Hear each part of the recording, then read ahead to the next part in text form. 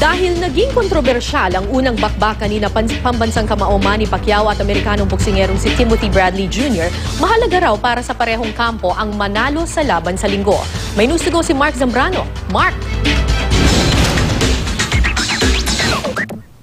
Kara, nagpaunlak ng panayam kanina yung mga trainers nila Manny Pacquiao at Timothy Bradley Jr. sa isang roundtable discussion kung saan nilabas nila yung kanilang mga saloobin kung gaano kahalaga ang partikular na laban na ito para sa magkabilang kampo.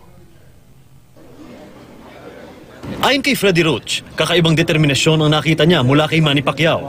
Senyales ng gutom at determinadong patahimikin ang lahat ng espekulasyon tungkol sa kanya. Kinuwento pa ni Roach, nilapitan daw siya ni Manny isang beses sa training at may pinakitang punch combination na gagamitin daw niya para tapusin ang laban. Dito daw niya nasusukat ang laman ng damdamin ng kanyang alaga na nagiging target din ng pagbabatikos.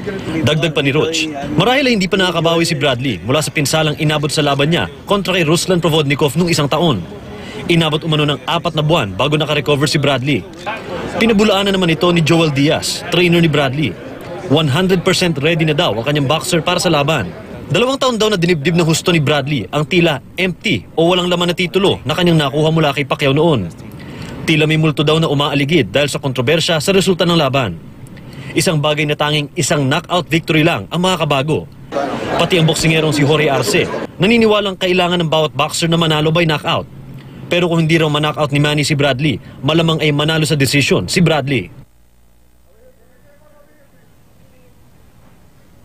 Kara, dito sa Las Vegas, ramdam na yung excitement para sa nalalapit na laban ng ating pambansang kamao na si Manny Pacquiao at si Timothy Desert Storm Bradley Jr. In fact, bukas magaganap na yung weigh-in na talagang inaabangan ng mga tagahanga ng dalawang boksingero. Kara? Yes, Mark, sinabi mo na mukhang gigil na gigil itong si Manny Pacquiao na talagang patumbahin itong si Bradley.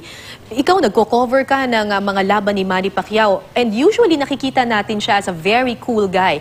Hindi ba makakasira rin sa kanya kapag masyado kang gigil dun sa iyong kalaban?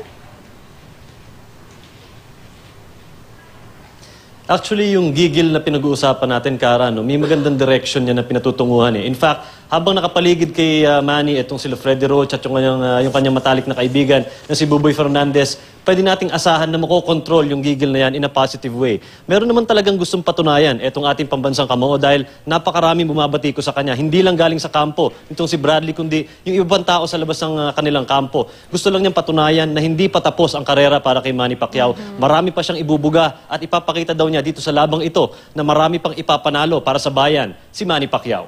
Kara? Maraming salamat, Mark Zambrano.